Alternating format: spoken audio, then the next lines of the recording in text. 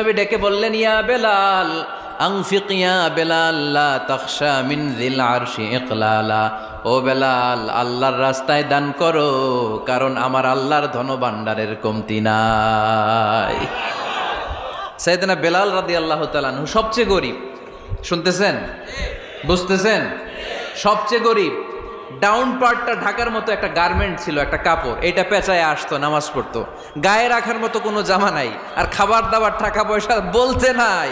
ওই সাহাবীরে বিষ্ণু ইসলাম বললেন, আনফিক বেলাল, বেলাল তুমিও দান করো, তুমিও দাও, দানের হাতকে প্রশস্ত করে দাও।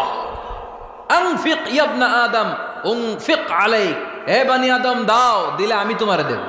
কেজির এটা হুজুরে দিয়ে দিলাম, এরপরে কেউ আমার 20 কেজি দিলে ওইটা ধরবো, ওইটা আবার আরেকজনরে দিব, এরপরে আরেকজন 30 কেজি দিলে ওইটারে ধরবো। কথা বলেন, কথা বলেন, কথা বলেন। এজন্য আল্লাহ বললেন